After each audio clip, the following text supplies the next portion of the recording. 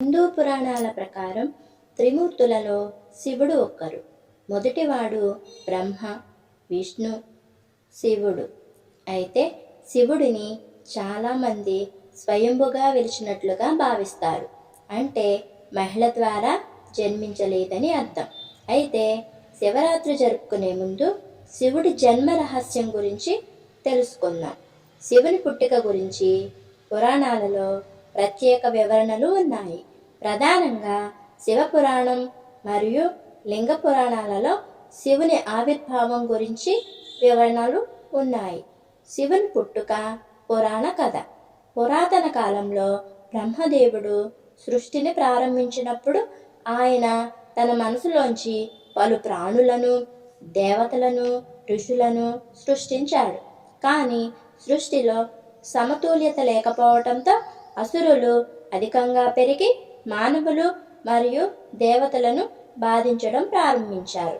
ఈ పరిస్థితిని సమతుల్యం చేయడానికి భగవంతుడు ఓ మర్మమైన రూపంలో అవతరించాల్సిన అవసరం ఏర్పడింది. కొన్ని పురాణ కథల ప్రకారం బ్రహ్మదేవుడు స్వయంగా తపస్సు చేయగా ఆయన భృకుటి నుండి ఒక శక్తివంతమైన పురుషుడు ఉద్భవించాడు. ఆయన శివుడు. ఈ రూపంలో వచ్చిన శివుడు కోపంతో ఊగిపోయి తక్షణమే బ్రహ్మను ఈ విధంగా ప్రశ్నించాడు. నేను ఎవరు? నన్నెందుకు సృష్టించావు అని అడగగా బ్రహ్మ ఆ మహాశక్తిని చూసి భయపడి ప్రశాంతంగా సమాధానం ఇచ్చాడు. కానీ ఆయన అద్భుతమైన తేజస్సుతో ఉండటంతో ఆయన్ను సమతుల్యంలో ఉంచేందుకు అదనపు శక్తిగా పార్వతీదేవిని కూడా కలిపారు. లింగోద్భవ కథ. ఇంకొకటి కథ ప్రకారం శివుడు లింగ రూపంలో ఆవిర్భవించాడు. బ్రహ్మ విష్ణువుల మధ్య నేనంటే నేను గొప్ప అనే వివాదం జరుగుతుంటే బ్రహ్మ విష్ణు మధ్య చర్చ జరుగుతున్న సమయంలో మండుతున్న అగ్నిగోళంలా మహాదేవుడు వారి మధ్యకు వచ్చాడట. వారికి అది ఎలా వచ్చిందనే విషయం తెలియదు. అప్పుడే ఒక శబ్దం వచ్చింది. ఎవరైతే స్తంభానికి అంతం ఎక్కడ ఉందో కనుక్కుంటారో వాళ్లే గొప్పవారిగా గుర్తింపు తెచ్చుకుంటారని చెప్తాడు. ఈ మాట వినగానే బ్రహ్మ ఒక పక్షి రూపం తీసుకుని ఆకాశంలోనికి ఎగిరిపోతాడు. ఆ స్తంభానికి దారి కనుక్కోవడానికి మరోవైపు విష్ణువు వరాహ రూపం ధరించి స్తంభానికి అంతం ఎక్కడ ఉందో కనుగోవడానికి భూమి లోపలికి బయలుదేరుతాడు. చాలాసేపు వెతికాక వారిద్దరికి స్తంభానికి అంతం ఎక్కడ ఉందో కనిపించదు. ఇద్దరు ఓటమిని అంగీకరించి వెనక్కి వచ్చేస్తారు.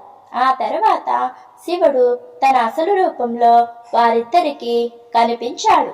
దీంతో బ్రహ్మ విష్ణువులు ఇద్దరు శివుడే గొప్పవారని నిర్ధారణకు వస్తారు. ఇంతకు మించిన శక్తి ఎవరి దగ్గరకు లేదు. ఈ స్తంభం కథ శివుని జన్మ గురించి కానీ శివుని అంతం గురించి కానీ తెలియచేయలేదు. అందుకే శివుడిని స్వయంభు అంటారు. శివుడికి అంతం అనేది లేదని అంటారు. బ్రహ్మదేవుడు శివుడికి తండ్ర అనే కథను నిజం అనే నమ్మేవారు చాలామంది ఉన్నారు. శివుడు బ్రహ్మదేవుని పుత్రుడిగా ఎలా మారాడో విష్ణు పురాణంలో ఉంది.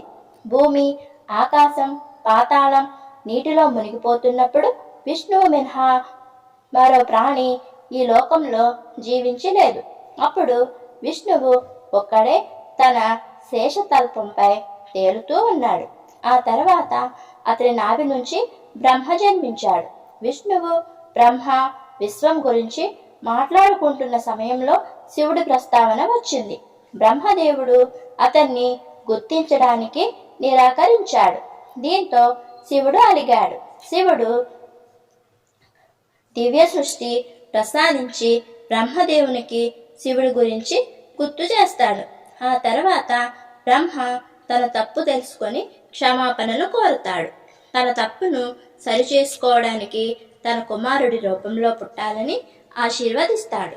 దీంతో శివుడు బ్రహ్మ కోరిక మేరకు ఆయన కడుపున పుడతాడని మాటిస్తాడు. ఒకరోజు బ్రహ్మదేవుడు ఈ సృష్టి రచన చేస్తున్నప్పుడు ఒక పిల్లాడి అవసరం అయ్యింది. అప్పుడే అతనికి శివుడి ఆశీర్వాదం గుర్తుకొస్తుంది.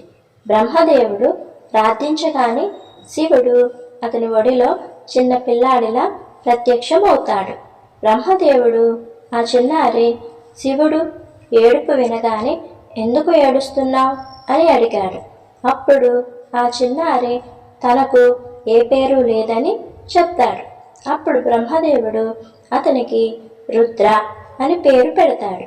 రుద్ర అంటే ఏడ్చేవాడు అని అర్థం. ఆ తర్వాత కూడా శివుడు ఏడుపు మానలేదు. దీంతో బ్రహ్మదేవుడు వేరే పేరు పెడతాడు. అప్పుడు కూడా శివుడు ఏడుపు ఆపడు. శివుడు ఏడుపు ఆపేందుకు అతనికి 108 పేర్లు పెడతాడు. అలా బ్రహ్మదేవుడు శివునికి పెట్టిన 108 పేర్లను భూమిపై రాసినట్లుగా శివపురాణం చెప్తుంది. మహాదేవుని అవతారం. శివుడు పుట్టినవాడు కాదు, ఆయన అనాది అనంతుడు, సర్వవ్యాపకుడు అని శైవ సిద్ధాంతం చెబుతుంది. ఆయన స్వయంభువు అని పురాణాలు పేర్కొంటున్నాయి. ఈ కథలు హిందూ మతంలో శివుని మహత్వాన్ని తెలియజేస్తాయి.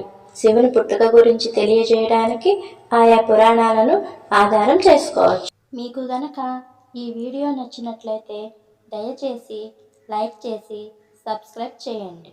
Thanks for watching.